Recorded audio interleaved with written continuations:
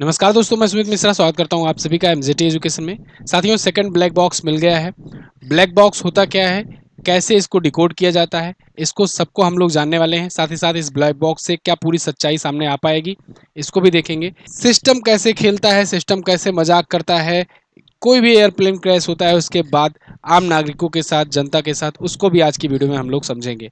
Last video मैंने आपको crash से साजिश पर दी हुई थी। इसमें मैंने आपको कुछ जो सवाल हैं उसको बताए थे कि क्या क्या सवाल उठ रहे हैं जो इशारे करते हैं। आप लोगों ने भी बहुत प्यार दिया वीडियो में, सारा डाउट क्लियर हो जाएगा ये वीडियो देखने के बाद। आज हम लोग बात करने वाले हैं सेकेंड ब्लैक बॉक्स की। एक्चुअली में दो ब्लैक बॉक्स होते हैं। तो फर्स्ट वाला तो उसी दिन रिकवर हो गया था, सेकंड वाला अभी मिला है। ये दोनों ही ब्लैक बॉक्स जो होते हैं ये अलग अलग काम के लिए होते हैं, अलग अलग पर्पज़ के लिए होते हैं। अभी उसको हम लोग डिटेल में समझेंगे। ये दोनों ही एरोप्लेन के बिल्कुल टेल वाली साइड में यहाँ पर फिट किए गए रहते हैं। एक होता है कॉकपिट वॉइस रिकॉर्डर, एक होता है फ्लाइट डेटा रिकॉर्डर। तो दोनों को यहाँ पर लास्ट में फिट किया गया रहता है, क्योंकि अमूमन देखा जाता है, देखो यहाँ पर विंग्स है, मैंने आपको समझाया था कल वाली वीडियो में। तो यहाँ पर विंग्स है, अगर ये विस्फोट होगा, यहाँ पर फ्यूल भरा होता है विंग्स में, विस्फोट होता है तो ये आगे वाला हिस्सा जो है मोस्ट प्रोबेबली ये बच नहीं पाता है। लास्ट वाला ये जो टेल वाला हिस्सा है ना, ये बचने के चांसेस इसमें ज़्यादा होते हैं। ये वाला हिस्सा कम डिस्ट्रॉय होता है। और आपने भी देखा होगा जो अभी अहमदाबाद में प्लेन क्रैश हुआ था, उसमें भी ये लास्ट वाला हिस्सा सेफ बच गया था बिल्कुल। तो यहाँ से आसानी से इसीलिए मिल भी गया, वरना ब्लैक बॉक्स मिलने में भी बहुत टाइम लग जाता है कई कई बार। खैर, यहाँ पर दोनों ये जो फिट होते हैं, किए गए रहते हैं, ये ब्लैक बॉक्स होते हैं। ये कैसे होते हैं, क्या होते हैं, इसको पूरा डिटेल में हम लोग समझने वाले हैं। ब्लैक बॉक्स साथियों एयरक्राफ्ट्स में रेक्टेंगुलर क्रैश रेजिस्टेंस डिवाइस होता है, जो डिजाइन किया गया रहता है कि survive extreme impact on fire. मतलब इस प्रकार से डिजाइन किया गया रहता है कि ये बहुत ज़्यादा हीट, बहुत ज़्यादा अगर गर्मी हो, बहुत ज़्यादा टेम्परेचर हो, फिर भी ये सर्वाइव कर जाए। इसके अलावा बहुत ज़्यादा प्रेशर पड़े अगर इस पर, तब भी ये सर्वाइव कर जाए। मतलब आप समझो ये जो ब्लैक बॉक्स होता है 1100 डिग्री सेल्सियस को ये अपने सहन कर सकता है। इस प्रकार से इसकी बॉडीज बनाई जाती हैं। इसके अलावा 3400 जीएस तक ये फोर्स को बियर कर सकता है। और तो और 19,000 फीट की अगर नीचे तक चला जाए, गहराई तक चला जाए, तो उसके बाद भी ये एवरी सेकेंड डेप्थ से ये सिग्नल्स भेजता रहता है 30 दिन तक, जिससे आसानी से इसे प्राप्त किया जा सके। अब आप कहोगे 19,000 नीचे फीट तक कैसे जाने का क्या मतलब हुआ? कई कई बार जो विमान होते हैं वो समुद्री इलाके में, समुद्र में विस्फोट हो जाते हैं और वो डूब जाते हैं। तो जब 19,000 फीट तक अगर मान लो डूब करके विमान चला गया, तो वहाँ से भी ये सिग्नल भेजते रहते हैं। लगातार 30 दिन तक भेज सकते हैं। 30 दिनों के बाद ये चुप हो जाते हैं। यानी अगर ब्लैक बॉक्स ढूंढना है तो तुरंत अगले दिन से ही ढूंढना शुरू हो जाता है, ओशियन वगैरह रीजन के ऊपर अगर विस्फोट हुआ रहता है या क्रैश हुआ रहता है विमान तो। क्योंकि देखो समुद्र के नीचे अगर आप जितने जाते जाओगे ना, बहुत ज़्यादा प्रेशर पड़ता है, बहुत ज़्यादा फोर्स पड़ता है। इसीलिए आपने देखा था ना पिछले साल एक समरसिबल वाला जो आया था, घटना हुई थी कि वो चिपक गया था। ठीक है, इम्पोजन हुआ था उसमें। हर जगह एक्सप्लोजन होता है, वो इम्पोजन हुआ था। ऐसे ही इम्पोजन ना हो पाए, इतना फोर्स भी ये ताकत झेल पाए। टेम्परेचर, क्योंकि आप जानते हो जब भी विस्फोट होता है इतना फ्यूल भरा रहता है कि बहुत ज़्यादा ऑक्टेन की एनर्जी निकलती है, तो वो सबको ये टेम्परेचर को सहन कर सके। इस प्रकार से ये ब्लैक बॉक्स डिज़ाइन किया जाता है। सबसे पहले 1950 के दशक में ऑस्ट्रेलियन साइंटिस्ट थे एक डॉक्टर डेविड वारन, इन्होंने इसकी खोज की थी। 1950 के आसपास में इन्होंने इसे खोजा था। वर्ल्ड का पहला ये फ्लाइट रिकॉर्डर था। इसके बाद इसमें बहुत सारे सुधार हुए। ऑब्वियस सी बात है, धीरे धीरे टेक्नोलॉजी बढ़ती जाती है, बहुत सारी चीज़ें आई। तो दो टाइप के इसमें रखे जाते हैं। एक होता है कॉकपिट वॉइस रिकॉर्डर यानी सीवीआर, और एक होता है फ्लाइट डेटा रिकॉर्डर यानी एफडीआर। तो एफडीआर तो पहले ही दिन मिल गया था, और सीवीआर जो है अब जा करके मिला हुआ है। दोनों में अंतर क्या है, दोनों का काम क्या है, इसको समझते हैं।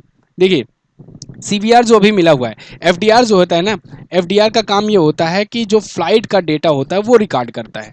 मतलब ये जो क्रिटिकल टेक्निकल चीज़ें होती हैं, पैरामीटर्स होते हैं, उनको ये मेज़र करता है, उनको स्टोर करके अपने पास रखा रहता है कि एल्टीट्यूड क्या है, स्पीड क्या है, इंजन का थ्रस्ट क्या है, फ्लाइट पाथ डेटा क्या है, ये सब ये रिकॉर्ड किया रहता है।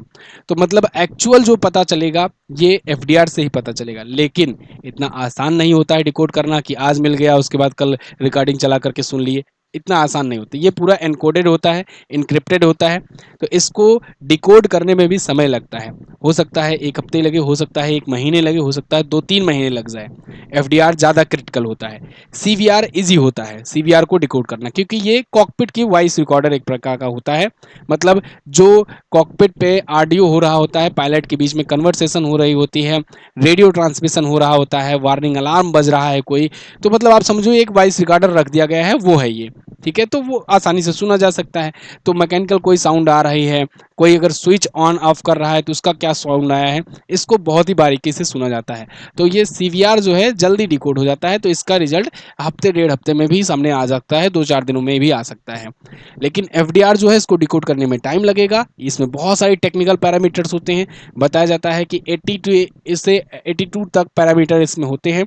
सबका एनालिसिस किया जाएगा, टीम बैठेगी, उसके बाद इसमें महीने 2 महीने तक का समय भी लग सकता है। खैर, सीवीआर से पता लग जाता है कि हाउ एंड व्हाई, क्योंकि देखो लास्ट टाइम पर जब पैनिक मचता है ना, तो कुछ ना कुछ कि भाई क्या हो गया है, क्या हो गया है, सबको जानना होता है। तो वो आदमी पायलट जो है वो बोल दिया रहता है कुछ ना कुछ, तो उससे कुछ ना कुछ क्लू लग जाता है कि यार एक्चुअल में क्या दिक्कत है। हालांकि अब एटीसी ने तो ये तो बता दिया है कि लास्ट में जो पायलट था वो बोला था कि mayday mayday mayday, I am losing thrust, unable to lift off, मतलब कि वो थ्रस्ट नहीं पा रहा है और लिफ्ट ऑफ नहीं कर पा रहा है, ऊपर नहीं उड़ा पा रहा है। तो ये तो उसने एटीसी को बताया था, एटीसी इतना सुना था, लेकिन अब अंदर में वहां पर क्या हुआ था ये सीवीआर बता देगा। ठीक है जी, अब इतना समझ में आया आपको। एफडीआर पूरा फाइनल रिपोर्ट दे। ब्लैक बॉक्स जो है, ये ब्लैक बॉक्स देखो, मैं बार बार ब्लैक बॉक्स कह रहा हूं, लेकिन आपको ये ऑरेंज कलर में दिख रहा है। इसके पीछे कारण ये है, इसका नाम तो ब्लैक बॉक्स होता है, लेकिन ये ऑरेंज कलर में रखा जाता है, जिससे जब विस्फोट वगैरह हुआ हो तो ये आसानी से दिखाई पड़ जाए, क्योंकि वहां पर सब कुछ काला काला हो गया रहता है। तो आप अगर ब्लैक बॉक्स भी ब्लैक कलर का रहेगा तो दिखाई ही नहीं देगा, है ना। तो ये ऑरेंज कलर का रहता है। हाँ, कुछ बोइंग के मॉडल्स में इसको येलो कलर का भी बनाया जा रहा है अब एडवांस में, लेकिन अमूमन ये ऑरेंज कलर में ही रहता है, स्टैंडर्ड इसका है। कुछ इसमें रेडियम वगैरह की पेंटिंग भी की जाती है, जिससे थोड़ा सा चमकीला रहे, चमके, लाइट पड़े वगैरह, तो जिससे कुल मिलाकर के यही क्रैश हुआ रहे, तो आसानी से इसको खोजा जा सके। ठीक है, क्योंकि आप जानते हो 30 दिनों तक ही इसमें डेटा रहेगा। अगर नहीं खोजा गया 30 दिन के भीतर भीतर तो ये सब गायब हो जाएगा, कोई मतलब नहीं होगा फिर। ठीक है, चलिए। खैर, ब्लैक बॉक्स का इंपॉर्टेंस कब ज़्यादा समझ में आया हम लोग भारतीयों को, जब 2020 में एक प्लेन क्रैश हुआ था। 2020 में आपको याद होगा कोझिकोड में एक प्लेन क्रैश हुआ था, जब वो ओवरशूट कर गया था।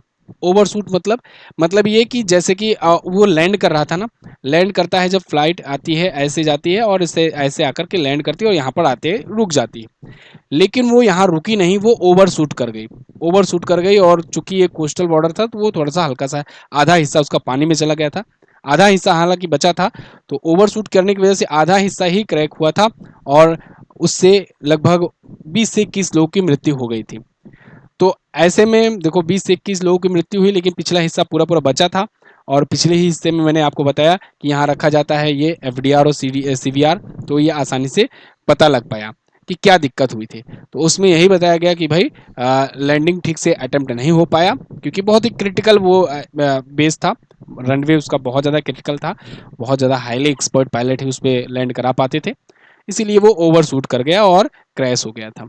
तो ये सब डेटा इसने बताया था एक्चुअल में, मतलब देखने के बाद सब लोग बोल रहे थे हाँ चलो ठीक है, वो तो जाकर यहाँ पर उतार दिया, लेकिन एक्चुअल में क्यों ओवरशूट हुआ ये ब्लैक बॉक्स से ही मिलने के बाद ये एक्चुअल डेटा आया, और उसके बाद पूरी पूरी जांच कंप्लीट हुई। तो ऐसे कई मामले हैं दुनिया में भी जब ब्लैक बॉक्स मिलने के बाद वो सुलझे हुए हैं। ठीक है, लेकिन अब यहाँ पर एक बात की चिंता है।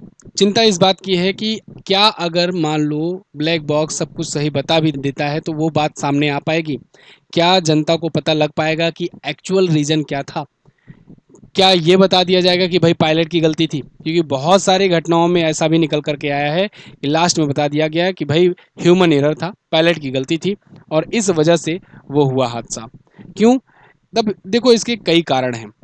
पहला कारण ये होता है कि पायलट एक तो अपने आप को डिफेंड करने के लिए जीवित नहीं है, पायलट जिंदा बचता नहीं है, तो एक तो आप उस पर कुछ भी आरोप निकल लगा करके निकल सकते हो। दूसरा, ऐसा क्यों किया जाता है, पायलट को क्यों दोष देने में कंपनियों को ज़्यादा फायदा होता है? कारण ये है, अगर पायलट की गलती दे दिए तो एयरलाइन कंपनियों की अगर बात करें तो वो तो ये कहेंगे भाई हम तो ट्रेनिंग खूब दिए थे, एक्सपीरियंस भी था उसके पास, लेकिन हो गया ह्यूमन एरर, अब उसमें हम क्या कर सकते हैं, हमारी कोई गलती नहीं थी, हमने बढ़िया से संचालित किया था, सब कुछ चेक करवा करके यहाँ से भेजा था। तो अब उस एयरलाइन की बदनामी नहीं होगी और उसका शेयर मार्केट नहीं गिरेगा। ठीक है, शेयर मार्केट में उसकी प्राइस नहीं गिरेगी और लोग उसको बायकॉट नहीं करेंगे। ये बहुत बड़ी बात है। दूसरा, बोइंग कंपनी जिसका ये जहाज़ है, जिसका ये विमान है, वो भी अगर कहीं न कहीं कन्विंस करवाने में कामयाब हो जाती है कि भाई ये तो पायलट की गलती थी, ह्यूमन एरर था या इनका कोई एरर था, तो बोइंग का भी शेयर नहीं गिरेगा। क्योंकि बोइंग का विमान फिर ऐसा नहीं होगा, वो फिर बताएगा कि भाई हमारा तो ड्रीम लाइनर है, हमारी तो यहाँ कोई गलती नहीं है। इसीलिए ये कंपनीज़ जो हैं या ये जो संस्थाएँ हैं बड़ी-बड़ी, ये गवर्नमेंट वगैरह पर इंटरनली कहीं न कहीं से जुगाड़ लगा करके कुछ भी कर करके वो प्रेशर डालने का प्रयास करती हैं कि भाई कुछ भी करो, हमारी गलती ना निकालना।